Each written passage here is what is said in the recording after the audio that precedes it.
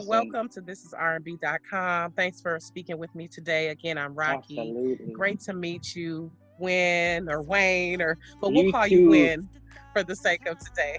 Awesome. So let's start off Thank with you, that. Raquel. Let's start off with that. You're welcome. You're welcome. Let's start off with that as a matter of fact. So Wyn and Wayne. Yes. So Wayne is your given name, I'm Wayne guessing. is my given name. Yep. Wayne Excuse me, Starks. Wayne. Wayne is your given name. So talk about that, Wayne. Uh, who is Wyn? Like, I mean, obviously Wayne and Wyn aren't that far away from each other, but talk about the transition from becoming Wayne Starks to Wyn Starks.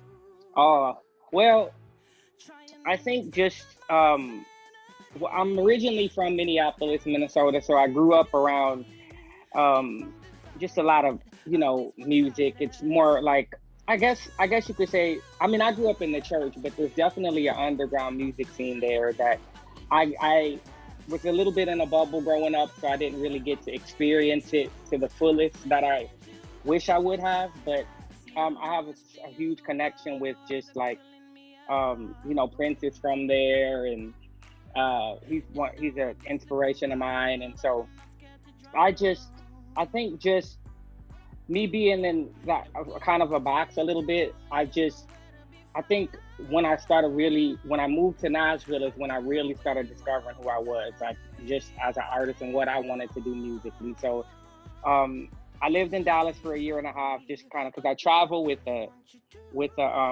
and did background for artists for a few years, and then moved to Dallas to just kind of refocus because I have some family there, and then an opportunity opened up in Nashville to move here, and I was making some connections here. I'd come and record, and just so I was just building connections and friendships, and so when I moved here, I had been here 6 months, and I had recorded a few demos, and a friend of mine who was with the label that I'm with uh, actually showed it to them, and I was like signed in like 6 months after moving here, and I was still discovering though like who I was though as an artist, and just so it took a little while to release my first single, just kind of getting the sound right, and really because originally I have other music out under my given name, Wayne Starks, and that was more when I was doing gospel stuff. And then once I kind of transitioned into doing this, which I really always wanted to do, but just kind of felt stuck in a sense. But um, yeah, I wanted to kind of do a fresh start, and the label was like, "What do you think about changing your name? Kind of doing something different?" And at first, I was like, I don't know, like. I wanted to go by my name, but then somebody just threw the idea out. A friend of mine was like, "What if you just did Win?" And I was like, "Okay." And I went to the label and I was like, "What about Win?" And then, because originally it was Starks, just my last name. And then they were like, "Well, we don't know." So I was like, "Okay, fine. What about Win?" And then they were like, "We love it." And then I was like, "Wait, I'm not sure I love it yet." Like, but now it's grown on me, and I absolutely love it. There's so many fun things I can do with just about winning in life. You know what I'm saying? It was like, it just felt right. I love it. I love it. And Wyn is it's just it's got more pizzazz to it. Wayne Starks Absolutely. does sound like a gospel. He Yeah, doesn't. yeah. So you mentioned you The were label singing, said country. so you can't. I sound like a country Right, artist, Wayne. right. Oh, okay, I didn't want to say it. I didn't want to say it. So who were you singing background for? Well, I did for this gospel artist named Eddie James, contemporary Christian slash gospel artist, but he's more of a like evangelist. So I just kind of traveled with him for a Okay. few years, and then um, yep, and then I moved to Dallas just to refocus and figure out what I wanted to do. And so then I made these connections here, and from there on, it was just my dreams started happening. Okay. So you did some background for some gospel artists. So let's talk about when growing up. As I noticed your bio mentioned single mom home and how you dealt with some insecurities because of that. Talk about that, because obviously there's been a evolution with you, Oh, from for sure, gospel to yeah. R&B, and I'm sure moving to these different regions of the country. So talk about that. Well, yeah, I grew up. My mom, oh, she's incredible. She's my hero. She's always supported me in any decision. And I grew up just with a lot of just really wanting that, just wanting that acceptance, just wanting that.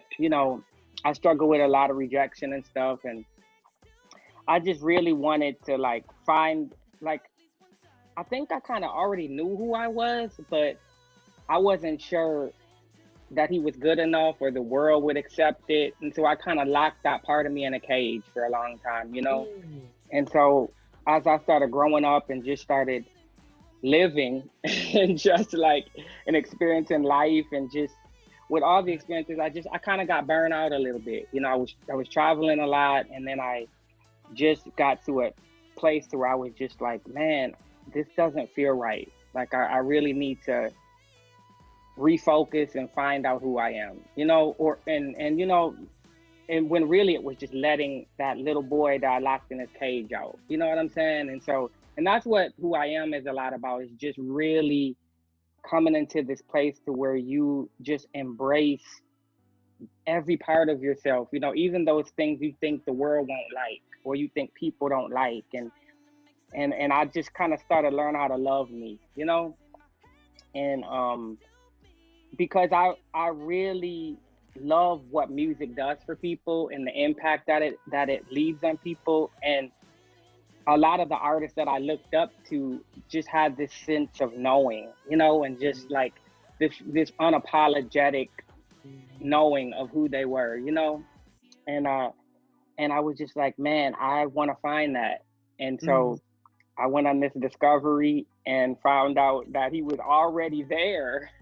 I just had locked him away. And so I finally let him out, and now I feel like I'm starting to fly. right. Absolutely. So can I ask though? Can I ask how long have you been flying, so to speak? So can I ask your age, if you wouldn't mind sharing? Are you millennial? Are you a I'm a zennial? millennial. Yep, Millennial? yep.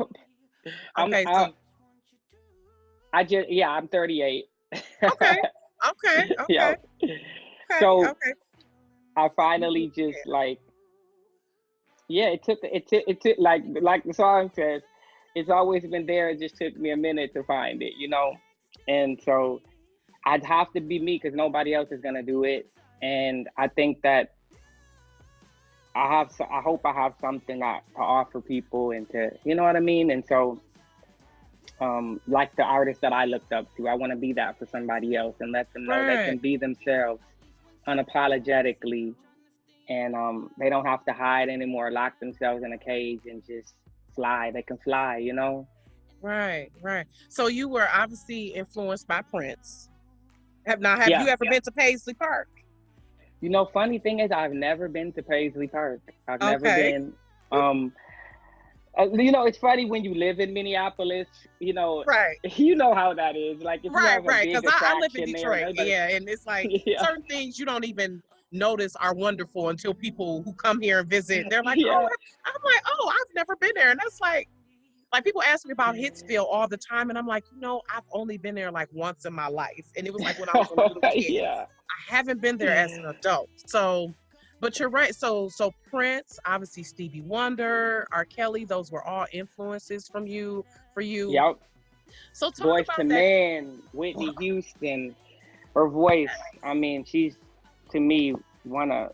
There's My God. nobody like her. Don't make me cry. She's my auntie in my head. I Yo, cried same literally here. for like hours when she passed away.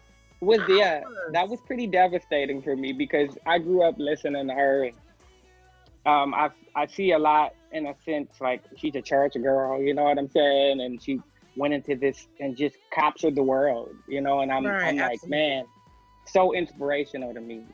Love it. So yeah, let's talk about that transitioning from the church girl, the church boy, to the grown man in R&B. Was Yeah. that like a conflict for mom? was she okay? Or for you, was there any conflict with you transitioning from gospel to mainstream music? Yeah, for me, it was like I have finally hit a place to where I was like, I have to do what I know I'm supposed to do. You know what I mean? Like, so I was once I made the decision, I was like, this is it. Whatever comes, I think I kind of went through the whole mental gymnastics of what everybody's gonna think, and I finally was.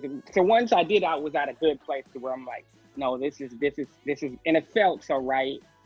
And my mom, she was like, she's always supportive of me. I think she was a little worried because she was like, just worried, Yeah, and so, she's mama. but I was like, Mom, this is right, this is me, and I gotta live my truth, and I gotta do this, and she's like, okay, well, I love you, and I'm gonna support you, Either and the way. rest of my family as well. They've been super supportive. um and so, yeah, it's been really cool seeing, just how people are opening up. Like, even people that knew me when I did more Christian and gospel music, how they've been just embrace the sound and embraced me as an artist. I It love feels it. good. Yeah. So let's talk about that evolution. Your first single was Circles, correct? It was, yep. Circles, Circles, and then Sunday Morning. And those definitely have more of the retro soul sound. Yeah, So absolutely. so talk about now at Split in Two, honey. That right there, I was listening to. Somebody has some issues. So somebody was hurt. Something happened. I know. Yeah. Was it a music? Was it a particular relationship that inspired Split Into You? So that's your current single, right? That's the Right. lead single off your EP, Who I Am. Yep. It is the latest single that's been released. Yeah, I wrote that Okay. one with um friend of mine, Jason Walker, and Josh Brownlee, and they're here in Nashville, and we just sat down and we were like, just kind of throwing out ideas, and we were like, we hit this place. Josh started playing something, and I'm like, oh, that feels good. And so we just started. I've been on both ends, I think, of that song, where you're like, where you give yourself and you don't feel it in return. And then I've been on the other end where somebody else is giving it, but you're not, and you can't, you know what I mean? So it's like You I've been slapped on, it. I think, both. Yeah. I've been on both ends of the song. So it was cool to write from kind of both perspectives. And so that was a fun one though. And it kind of started. That one is a little more pop, still that soul in there, because I hope I can capture that with what I do, but definitely that was a kind of bridge between all this other stuff that's coming from the retro now into this more of like soul pop R&B sound, that you can look forward to on the album. That's what I was gonna ask. Like, can we expect to hear more? Well, I'm sure there's gonna be something similar, but describe Who I Am. To talk about the EP that's coming out on the 16th, correct? Yeah, So next that's coming out Friday. on the 16th. Yes, it'll Okay, be so my I know you're first how EP. many tracks? There'll be 5 tracks on there, Okay. and so yeah, I'm really excited about it. It's like Circles will be on there, and Dancing My Way, and Okay. so it's kind of just like a compilation of what I've done, but and then it'll also be with Who I Am as a title track for it, and then kind of segueing into the album for next year. And so it's exciting. It's my first EP, and Who I Am, we decided to call it that because I mean it's exact. I think the EP kind of embodies that, this journey of when, and who I am. So you're with Curb Records. You're I with am. Curb Yep. Records. So talk about being with an independent label versus a big major label. Has Curb Records allowed you the autonomy to be yourself? Or, Absolutely. talk about that, especially in this day and age. It's like artists are pretty much molded into what labels want them to be instead of the other way around, instead of the label molding to the artist. So talk about that. Yeah. Well, Curb has huge success. They've had with like a lot of country artists and contemporary Christian and word and now with Sidewalk, and they've done other stuff that has crossed over to into pop and a lot of things. And what I actually they created this new entity called Sidewalk that is more focused on people like me that do the R&B and B and the soul pop and and so we've kind of transitioned. It's still under Curb, the umbrella of Curb, but it's Sidewalk. And so there's a great team there that I've been working with, and just like they've been awesome. I have a lot of creative freedom, to kind of, which is really cool to have. And they've just really like, my A&R there, Joel, he's been great. Like I love him. He's really been able to like even kind of get me out of my shell. You know what I'm saying? When it comes to like exploring different things. And I'm like, so it's definitely a team thing, I'm like in discovering me and I feel like I finally have now, so, and it's nice to have that creative freedom to do so, Yeah, I love it. I love it. So talk about, what is your creative process? Is there like a ritual you have when you record? For me, I feel like it's definitely, for me, when I always kind of wrote songs alone. You know what I mean? And then I would go to somebody, I would go to a friend and be like, hey, can you put music to this? I wrote this song, And so moving to Nashville was a little different for me because I actually got in sessions with people I didn't even know, And so that was hard for me at first because I was still kind of insecure and just kind of finding myself a little bit. But the more I started doing, I started building like this community of people and just like finding my tribe in a sense, and the people that, what I'm saying, that I really vibe with. How many octaves is your voice? Because I was listening. Man. I said his range is crazy. I think I have about 4. Mm-hmm. 4 octaves. Okay. 4.5 maybe. Mm-hmm. Yeah. So yeah. So do you play any instruments besides singing? Singing is my only instrument, but I've learned basic little things like on the acoustic, and when I went to school for music, so I learned a little bit of piano, but I just really, and I'm actually started getting into learning again. But yeah, singing is my main instrument. Your voice, right? So yeah. let's go back to when you were talking about the climate that we're in right now as a Black man in America. Yeah. How does that feel, being a Black man and an artist? Do you feel there's a responsibility to use your platform to address? Because Nina Simone said that you have to be, if you can't be an artist and not address the times in which you're living, or something to that effect. I don't know the exact quote, but pretty much saying how artists should reflect the times in which they live. So what are your thoughts on that, especially as a Black man? I am a huge advocate for the Black Lives Matter movement and for the LGBTQ community, marginalized communities who have been,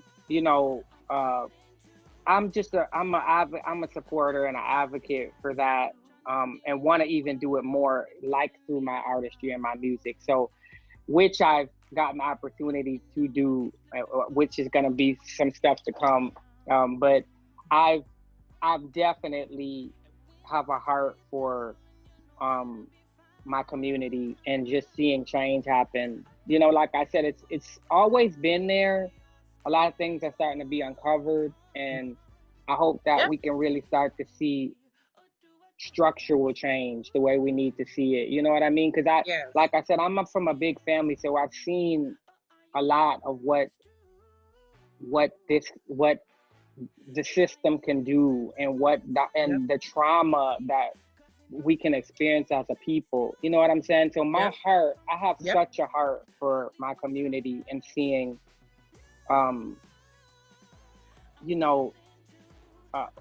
change happen in the system. You know what I'm saying? That will, it's like when I'm just like sometimes when I just that those are some of the challenges I do have too. Is I wake up sometimes sick to my stomach that we're living in 2020 and still have to go through these things Right. as African American people.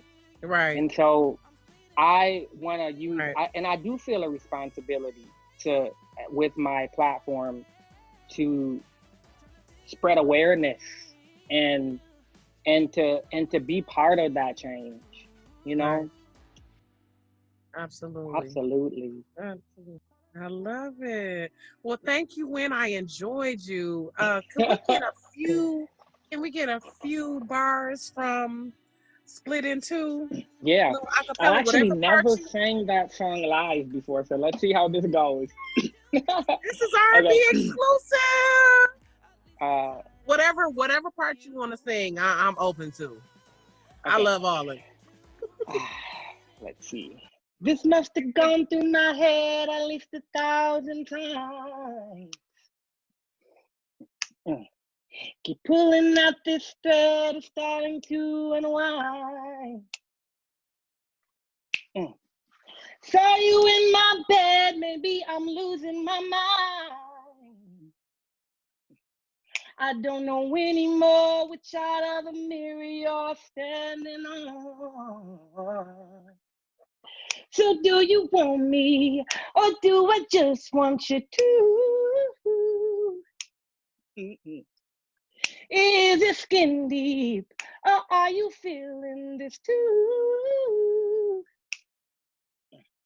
Trying to make sense of my insanity, 'cause in my head you're laying next to me. If I'm divided, at least one side has. Yeah, I'm split in two. I'm split in two. At least one side has. Yeah, I'm split in two. I'm split in two. At least one side of you. Wait. Ooh, strong J. I was nervous It. a little bit. That's my first time singing that one live. It's a fun one. You did excellent. I love Thank it. you, Raquel. I love it. At least 1,000 times.